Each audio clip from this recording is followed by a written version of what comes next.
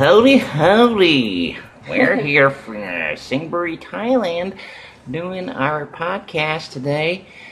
We have great discussion points because a lot of great things have happened on the second episode of Survivor. And we're going to talk about the tribe swap. We're going to talk about how Zed managed to find his idol. We're going to talk about the goats. Maybe we can even give that a name. Maybe it's Goatception. And we can talk about challenge difficulty level. Yeah, I know that's a discussion that it's been around for a while, but I think it's worth touching on again. And then we're going to talk about how Ty manages to overcome his heart, his feelings for Caleb, and decides to do the smart thing, following his brain. And with me today on this special edition of the podcast, yes, back again after her first time last week, it's Josiah Mama. And that might have confused the few of you who are listening. Josiah is my real name, but my nickname is Zed. So let's welcome Zed Mama. Zed Mama. It's nice to have you back on the show today. It's great to be back on the show. Thank you. And I'm really looking forward to getting into everything that happened today, or a little deep dive. Let's go ahead and start it off with the tribe swap. Zed Mama, what did you make of the different tribes that were produced from this tribe swap? Well, it adds certainly a game changer. How so early in the game there's a swap, and it goes from 2 teams to 3, and I'm not sure yet how it'll play out in all the alliances that have started going. But it's sure going to cause some game changers down the end when they all merge. Did you think it was too early for a tribe swap? It was very early. It's very season. Early, but that's game changer. They have to do everything they can and find every aspect of this game is going to have a game changer to it. How many times do you think we're going to have a tribe swap in this season? Good question. I never thought about that. I don't know. It's so early, maybe there will be another tribe swap. I was thinking that they might do another tribe swap at 16. They might break it down into 2 tribes again, and then maybe at 15 or maybe even at 12, break it down into 3 tribes again, and then have a merge maybe later on in the game. Wow, that will really mess with the alliances. I think, but by doing that, you really force people to make relationships with other people in the game, and it really creates a sort of more of an even playing field, breaking down those long-standing alliances, so you don't have a situation where it's just a few people controlling the game throughout. True. I really think that tribe swaps add a huge value to the game. Yeah. It makes it interesting for the viewers to see different people get together and having the groups having to shuffle again and decide who's going to be the top spokesman of this group, who's going to be the leader on this group, who's going to do this, who's going to do that. As leaders and villains. Yeah. And do you see any villains surfacing? Oh, for sure. There's some villains. I think we've seen Who? a lot of the dark side of Sandra. Yes. I think we could say positively now that Ty is probably a villain. In a very nice way, yeah. But he is. He's sneaky. Jeff Varner oozes that sort of I don't know. He just oozes villainy with the way he says things. Even though he's a very positive guy, it's just the way that he says things gets enjoyment out of the troubles of other people. Maybe it seems like he likes the drama-rama. Zeke's coming out as a little bit of a villain, stating outright that Brad Culpepper's got no chance. Not Brad, sorry. Zeke's says Troyzan's got no chance of going anywhere. That's just the way it is. He's kind of enjoying that fact a little too much for my liking. He's kind of villainous a little bit right now. What about you? Who do you think are your villains for this season so far? I think with you, Sandra is a villain. I have a feeling Sri has villain capabilities inside of her. We didn't get to see too much of her this season. There's a few of them that we didn't get to see too much of them. And Ozzy's such a villain. I bet you he's going to do something real nasty this season. You think Ozzy? Oh, yeah. He's ready to cut someone's throat. All that all that sweet kindness is gonna explode into. What sweet kindness? Have you seen him? Have you seen him this season? Have you seen his face? Well, I've hardly seen anything of Ozzy this season. He might be showing us his teeth in his profile picture for Survivor, but he definitely does not smile very much on the show, does he? No, he doesn't. You're right. You're right. All right, so we've got the tribe swap. We're seeing that Troy Zed Robertson is on the outs because he's the one person from the other tribe joining 5 people from another tribe. How unlucky can you be? However, when you get that unlucky, it forces you to be creative, and you get out and you dig for that idol.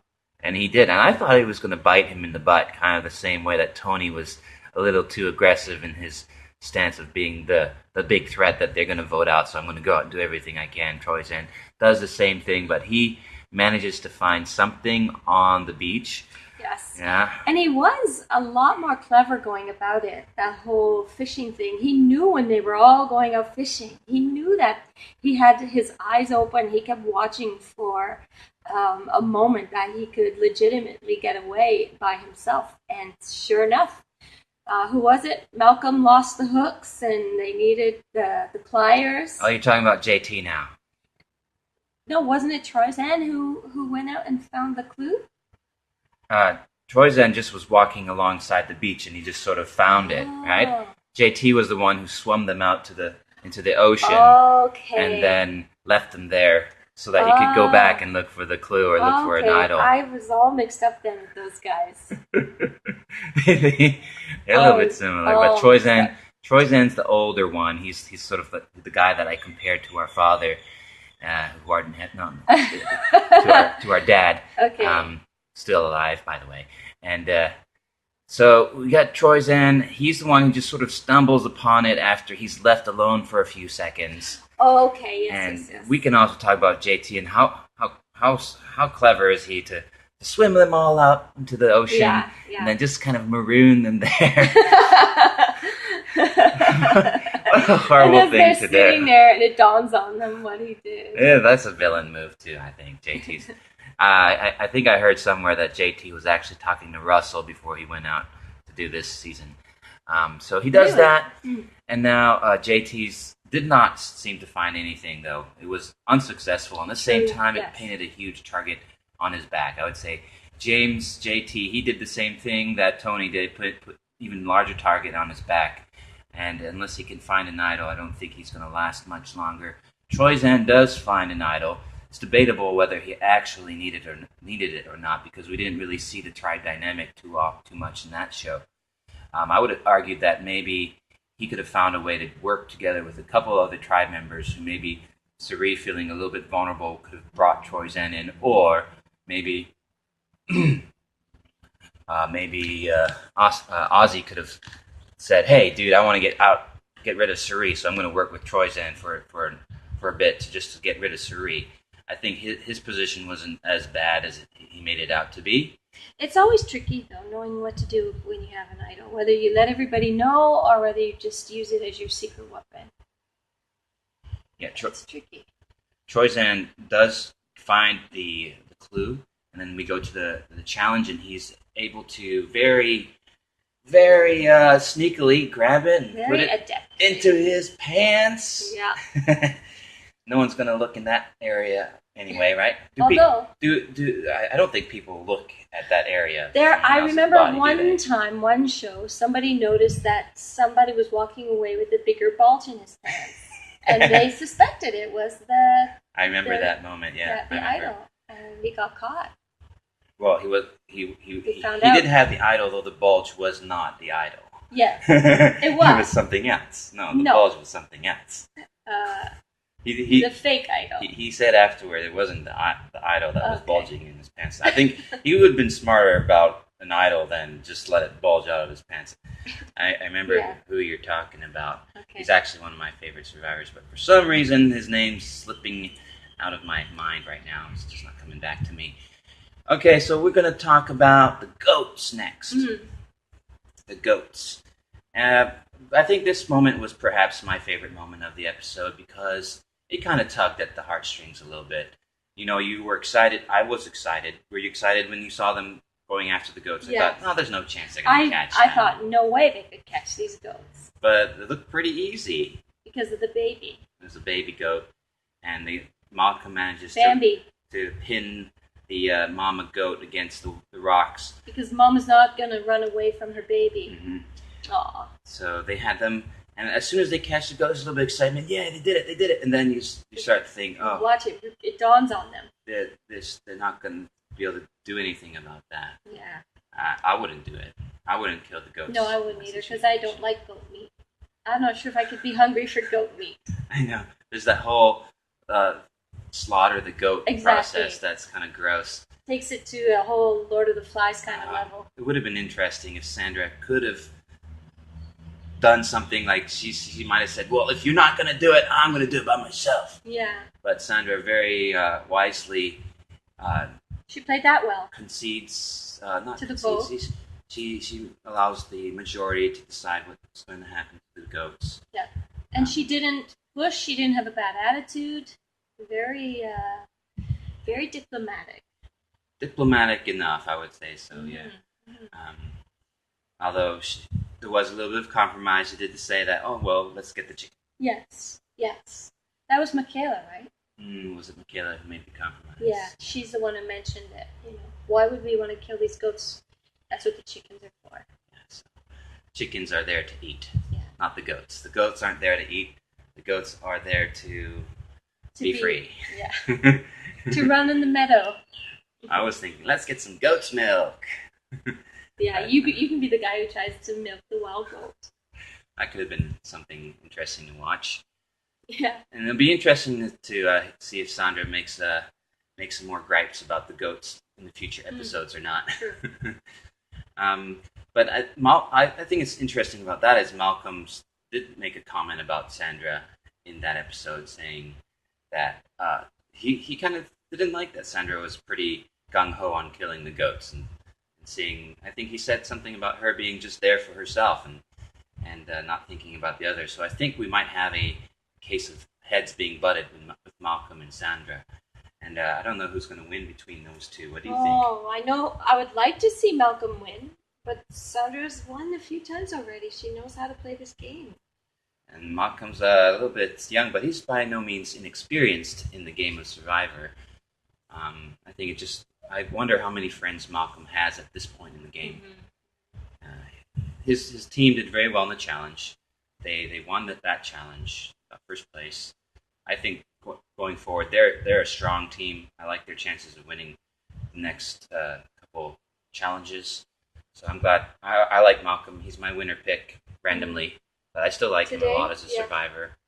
I like that he showed some emotion. He didn't want to kill the goats. He was one of the first people to really stand up and say that he didn't think that they should do it. Yeah. So I really like that about Malcolm. Yeah. I think if there was a heroes versus villains, another episode, he could be a hero. Yeah, he could.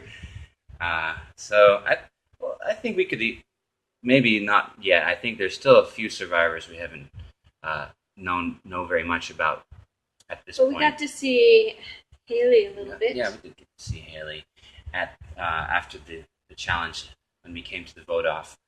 But what about that challenge? Do you feel that challenge was difficult enough? What could have made it more difficult? What could have made it more challenging? Maybe if Caleb had collapsed in the heat and been medevaced. I think if the bucket of water that they had to fill was bigger, if there was some time element in it that had some leaks, that you had to fill it fast enough before it leaked all the water out or something. That definitely could have made it more difficult. It seemed like they were able to fill up that bucket with just two trips. Yeah. From what it looked. It didn't look like the bucket was very big either, no. So I'm guessing that's not just editing. That's just how many times it took for them to fill it up. The puzzle was probably meant to be the difficult, time-consuming aspect. One thing I don't like about puzzles quite often is when they're too hard or they're too tricky. All that hard work that went into going before the puzzle usually tends to be nothing for nothing. Right. The time differences in the physical parts tend to be small, whereas a puzzle kind of like, if you got it clicking, then you got it really fast and you could beat someone else. and that whole physical part seemed almost useless. Yeah. So I kind of like that a puzzle is a little bit on the easier side, or at least on the side where it's not going to be like a little bit of luck. It's not luck so much. Yeah. Some puzzle skills still required for that puzzle. If it's going to be the hard puzzles, then it should be the whole team effort, like those 3D building block puzzles. Those are great team challenges. Yeah, and I like those difficult puzzles to be coupled with a difficult physical challenge part too. Yeah. Yeah. The challenges haven't been my favorite part of Survivor ever actually, and it's usually the least interesting part for me. Sometimes I would just I'd rather skip them probably just to see who wins at the end. But we had something interesting to look to at the end of this challenge, because Mr. Troyzan, he was looking for it. We wanted to see if anyone else would spot it, anyone else would see him. We did not get to see that, but we managed to do it. We did see his smile at the end. Yeah. And we know that smile is more than just all escaping. his fist bumps were not just because they came in second out of 3. Those fist bumps, we knew.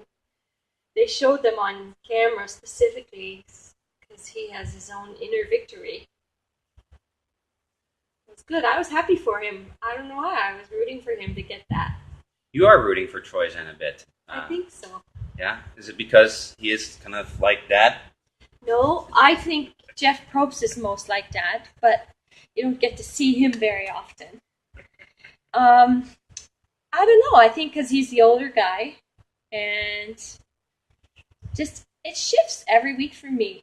I know that's not good, right? That's not good as a fan of Survivor that it would shift, but you see different aspects of the players each week, and the more you see of different people, it makes me think, oh, and I'm a nice person. I just like everybody.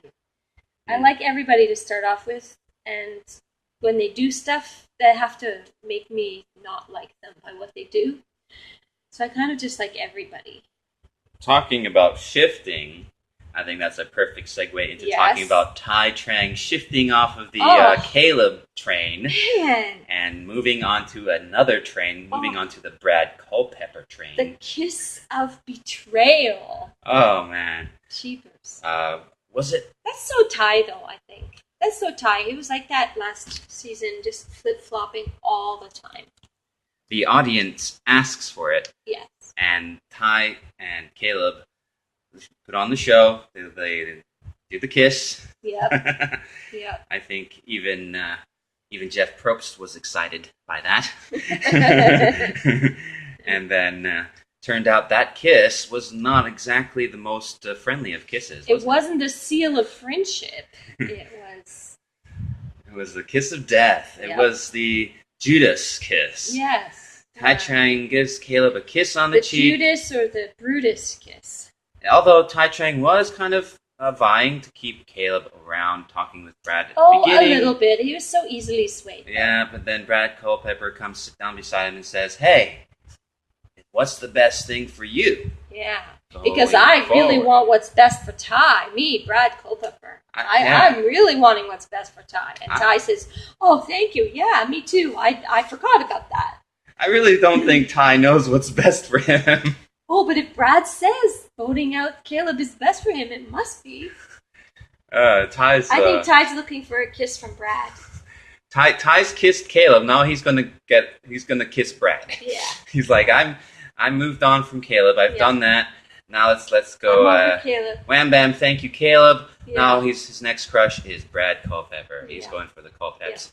Yeah. But he's probably not gonna get the chance to kiss Brad, I'm guessing. Yeah, Brad's too tall. And Brad's married already too. He's got his Monica to go back home. He's going back to his Monica. He can't cheat on his wife. No. And he's probably a little bit more clever than to allow. I kind of like Brad too. Judas. I like him in this game.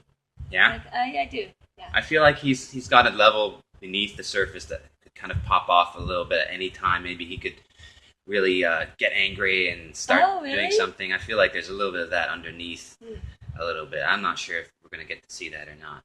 Maybe if Tai had not gone along with him, maybe we'd have seen a little bit more of a fire underneath. But we'll have to wait and see for that in the next episode.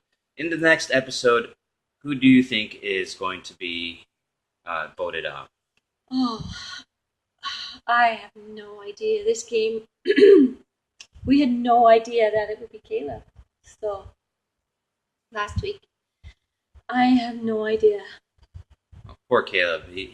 He was medevac from the last season. Yeah. And he kind of didn't really change the game last season, if you will. No. He wasn't really a game changer. He kind of seemed like a fish out of water in this season. He was like a charity case on here. Aw, poor Caleb. I would have much rather seen someone else, like the guy with the bulge in his pants. What's his name? You gotta get his name. He's got Italian roots, I think. Clay? Yes. We'll Google it. We'll find out. Can't remember. Okay. All right, see. Maybe somebody who's listening remembers and they can put it in the comment. Oh, that reminds me. I think we might have a comment from the last video. Okay. Yeah, let's see. We might have a question. We have a comment, yes. We have a comment from Your Secret Fan. And they say, "Hi, remember me?" Oh yeah, it's a question. To which I did reply, "Oh yeah, how could I forget?" But the truth is, I have no idea who you are. You have the PewDiePie face as your profile picture. Secret fan, I don't know who you are a secret fan of, but whoever you are, reveal yourself and give us another question for next episode. And we will answer it. And then we will truly remember you because we've even mentioned you. Yeah, well, we are remembering you right now. Yes. So, yeah, remember you? Yeah. Thanks for dropping by, anyway. Yeah, thank you for dropping by. Anyone else who might want to have a question answered on the podcast, please go ahead and write a comment on this video, and we'll get to it. We'll do a deep dive on your question. We'll make sure you're completely satisfied. Satisfaction guaranteed for the podcast to answer your questions. Anything you would like to add, Zed Ma? I think we've covered it all. Feels good. I don't think we covered everything. Nope. Oh. What did we not cover? We didn't cover the body comfort versus the taste bud comfort. Oh, okay. I just wanted to add that I would have definitely picked the spices and sauces over the body comfort. You? Okay. I don't know. I guess you need spices and sauces. You need good food to put it on. So unless you have good food, if somebody's catching fish and goats and chickens, all you put it on is your rice, and you only have a small amount of rice. Like coconuts. A flavor goes a long way when you have nothing to flavor anything with. I would even argue that it would be beneficial just to kind of eat sauces, because there's sugar in those sauces. Yeah, you'd have to wake up in the middle of the night and eat the sauces, and nobody's looking, because is it something you share? Or what if you pull a Tyler and just take them all and dig a hole in the sand and keep them for yourself? Saucegate. But you might need some mason jars to keep them all in. Do you think anyone's going to steal all the spices? Do you think we're going to have a Saucegate? Someone eats a little too much sauce, somebody else sees them eating the sauce a little too much and says, "Hey, lay off the sauces. That's my sauce. That's my sauce. I want it." Okay. Thanks for listening, everybody. If this is your first time listening to Zed and Ma Podcast Survivor, we do this every week, as long as my mom is still here. After which she is not, we may not continue, or we may do it still on Skype. I don't know how we will do it. I don't know if that will even have another episode after this, but we do enjoy doing it, so why not? Yeah. So stay tuned and stay cool, everybody. This is Zed and Zed Ma signing out, wishing you the best. Have a great day, and don't forget to wit out. last out there. And keep the sauces out of reach.